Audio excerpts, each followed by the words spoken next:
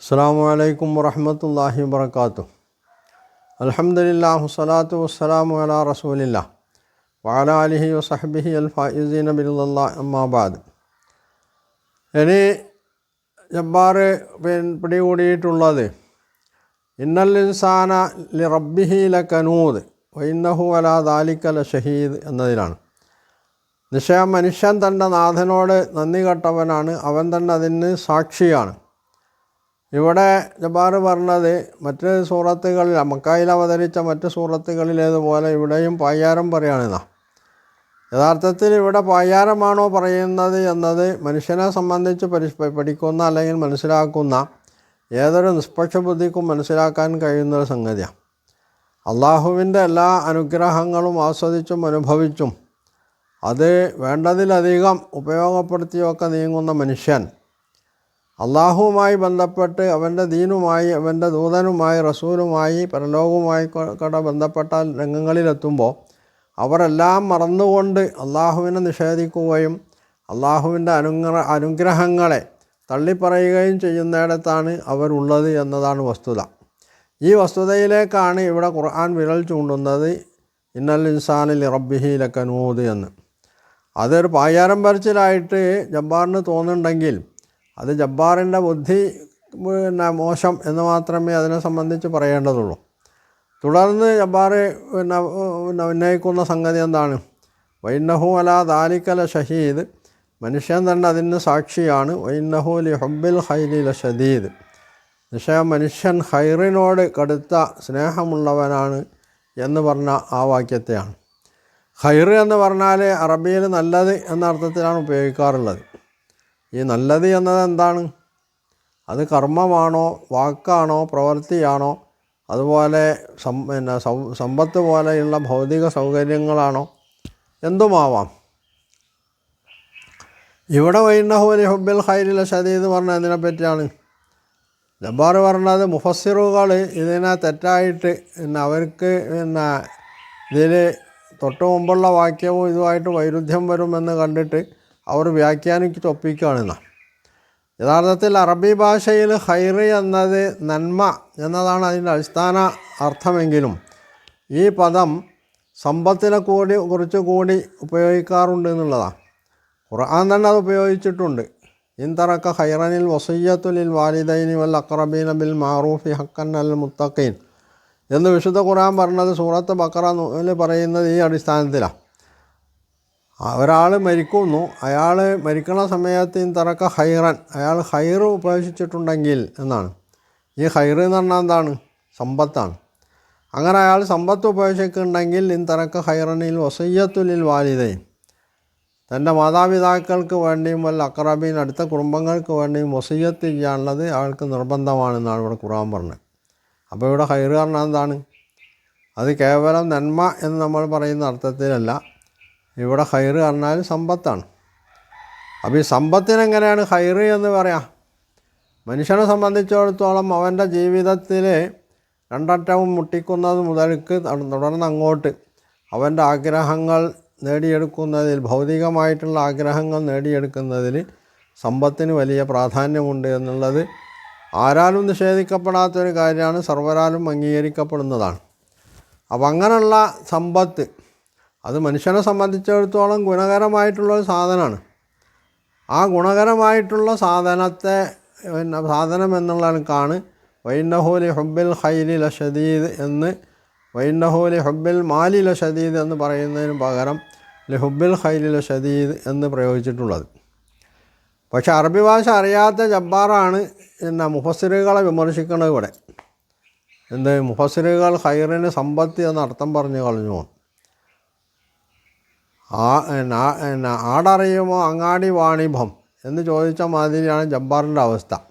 ജബ്ബാറിൻ്റെ എന്താ അറബി ഭാഷയിലെ ഒരു പദത്തിൻ്റെ വിവിധമായിട്ടുള്ള ഉപയോഗങ്ങൾ എങ്ങനെ, ഇതൊന്നും ജബ്ബാറിന് മനസ്സിലാക്കാൻ ശ്രമിക്കില്ല.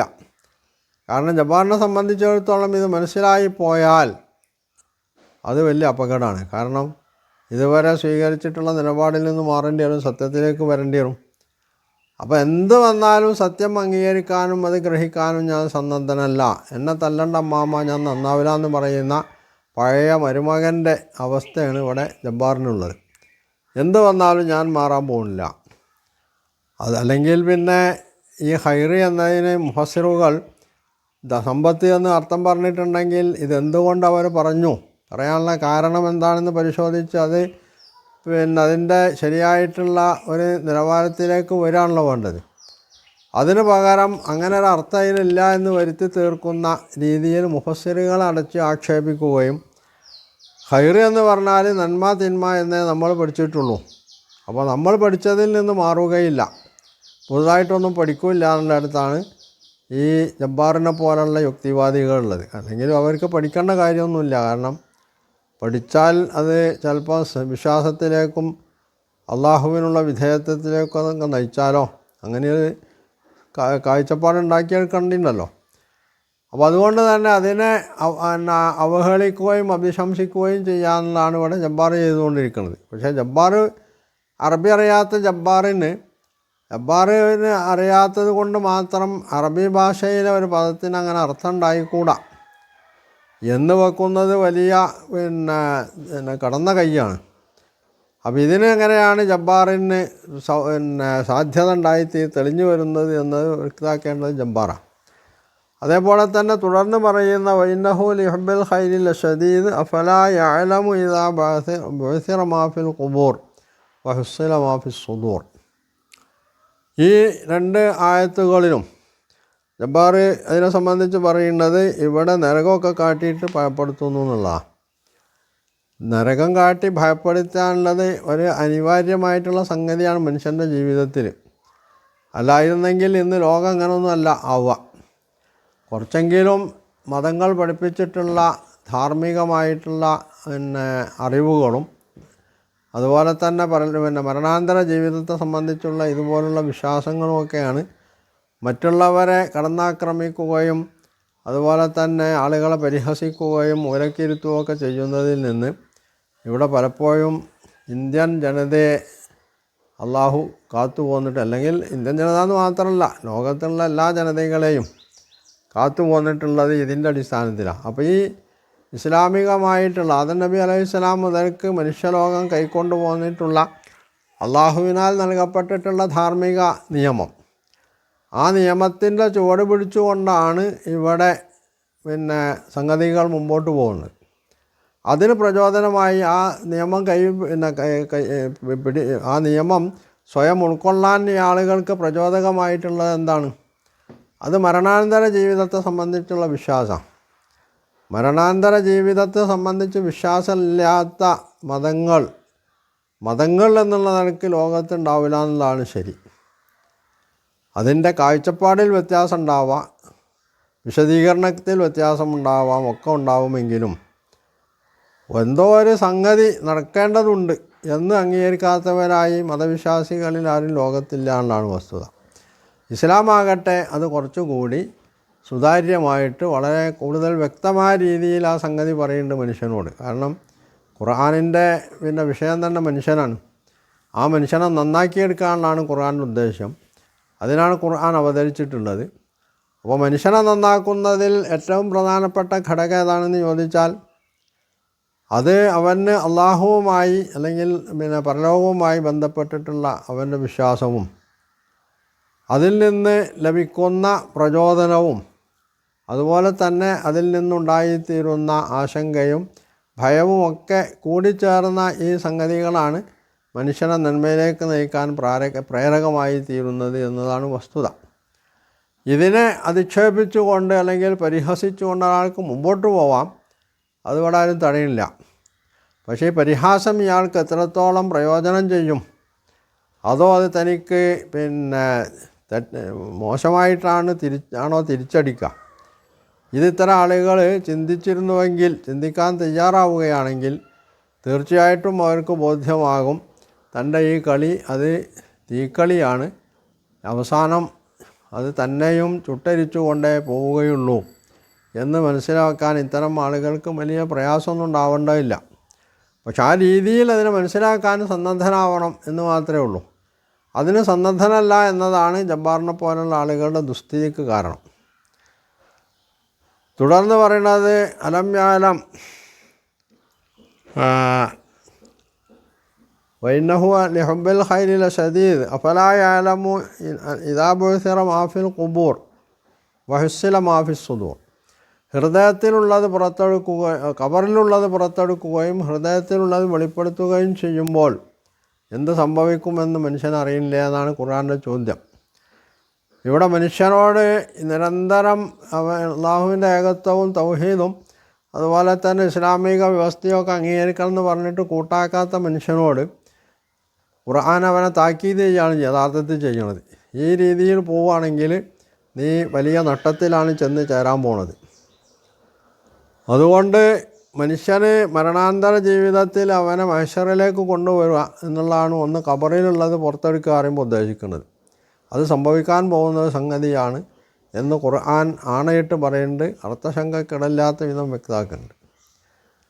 മറ്റൊന്ന്, മനുഷ്യൻ്റെ മനസ്സിൽ അവൻ ഒളിപ്പിച്ചു വച്ചിട്ടുള്ള ദുരാചാരങ്ങളും ദുർമോഹങ്ങളും ഭീഷണിയും ഏഷണിയും അതുപോലുള്ള ദുഷിച്ച ചിന്തകൾ, ആ ചിന്തകളെ പിന്നെ പുറത്തെടുത്തിട്ട് എന്ന് പറഞ്ഞാൽ ആ ചിന്തയുടെ അടിസ്ഥാനത്തിലുള്ള മനുഷ്യൻ്റെ പ്രവർത്തനങ്ങളെ ഒരു സ്ക്രീനിൽ എന്നതുപോലെ അവൻ്റെ മുമ്പിൽ പ്രദർശിപ്പിക്കുകയും ഇതൊക്കെ നീ ചെയ്തു കൂട്ടിയതല്ലേ പറഞ്ഞു കൂട്ടിയതല്ലേ എന്ന് അവനോട് ചോദിച്ച് എല്ലാം അവനെ കൊണ്ട് തന്നെ ഉത്തരം പറയിപ്പിച്ചിട്ട് അവസാനം ശിക്ഷിക്കുന്ന ഒരവസ്ഥയെ സംബന്ധിച്ചാണ് ഇവിടെ വിശുദ്ധ ഖുർആൻ പറയുന്നത്. ഇതും ഈ സത്യവുമായി ഒരു ബന്ധവുമില്ല എന്നുള്ള നിലക്കാണ് ജബ്ബാറിൻ്റെ പരാമർശം. യഥാർത്ഥത്തിൽ ഇത് തമ്മിലുള്ള ബന്ധം വളരെ സുദൃഢമാണ്. അത് വായിക്കുന്ന ഏത് നിഷ്പക്ഷ വായനക്കാരനും ബോധ്യമാവുന്ന സംഗതിയുമാണ്. പക്ഷെ അത് കൂട്ടാക്കാൻ ജബ്ബാർ ഇതിനെ തയ്യാറാവില്ലാന്നുള്ളത് ജബ്ബാറിൻ്റെ കുറ്റമല്ല, ജബ്ബാർ കൈക്കൊണ്ടിട്ടുള്ള പ്രത്യയശാസ്ത്രത്തിൻ്റെ കുറ്റമാണ് എന്നതാണ് വസ്തുത. അതുകൊണ്ട് ഖുർആന് ജബ്ബാർ വല്ലാതെ നിഗളിക്കേണ്ടതില്ല എന്നാണ് ജബ്ബാറിനോട് നമുക്ക് പറയാനുള്ളത്. കാരണം ഖുർആൻ തുടർന്ന് പറഞ്ഞത് ഇന്ന റബ്ബഹും ബിഹിം യൗമ ഇദില്ല ഖബീർ, നിശ്ചയം അവരുടെ നാഥൻ അന്ന് അവരെ സംബന്ധിച്ച് നന്നായിട്ട് സൂക്ഷ്മമായിട്ട് അറിയുന്നവനാണെന്ന. അപ്പോൾ അള്ളാഹുവിൻ്റെ അറിവിൽ നിന്ന് വിട്ടുപോകുന്ന യാതൊന്നും തന്നെ ഈ പ്രപഞ്ചത്തിലില്ല എന്നതുപോലെ തന്നെയാണ് മനുഷ്യൻ്റെ സംസാരങ്ങൾ, അവൻ്റെ പ്രവർത്തനങ്ങൾ, അതുമൊക്കെ അള്ളാഹു അറിയുന്നുണ്ട്. ആ അറിവ് വച്ചിട്ട് അള്ളാഹുവിന് ഇവിടെ മനുഷ്യൻ ചെയ്തു കൂട്ടിയ പ്രവർത്തനങ്ങളും അവൻ്റെ വാക്കും പ്രവൃത്തിയും ഒക്കെ എങ്ങനെ അറിയാമോ, അതേപോലെ തന്നെ പരലോകത്ത് മനുഷ്യൻ്റെ മുമ്പിൽ അവൻ്റെ ഈ കർമ്മരേഖ സമർപ്പിച്ചുകൊണ്ട് അവൻ നരകത്തിലേക്കാണോ സ്വർഗത്തിലേക്കാണോ പോണത് എന്ന് സ്വയം തീരുമാനിക്കാനുള്ള അവകാശം അവൻ അവിടെയും വകച്ചു നൽകുന്നതാണ് അവസ്ഥ. പക്ഷേ ഈ വസ്തുതയെ നിരാകരിക്കാണ് ഇവിടെ യുക്തിവാദികൾ അതുപോലെ തന്നെ നാസ്തികന്മാർ ഒക്കെ ചെയ്തുകൊണ്ടിരിക്കുന്നത് എന്നതാണ്. അതിന് അവർ അതിൻ്റെ തിക്തഫലം അനുഭവിക്കേണ്ടി വരും എന്ന് വിശുദ്ധ ഖുർആൻ ഒരർത്ഥശങ്കക്കും ഇടയില്ലാത്ത വിധം വളരെ വ്യക്തമായി തന്നെ പ്രസ്താവിച്ചിട്ടുള്ള സംഗതിയാണ്. അതാണ് ഈ സൂറത്തിൻ്റെ അവസാന ഭാഗത്തിൽ ഇന്ന റബ്ബഹും ബിഹിം യൗമ ഇദില്ല ഖബീർ എന്നതുകൊണ്ട് ഉദ്ദേശിച്ചിട്ടുള്ളത്.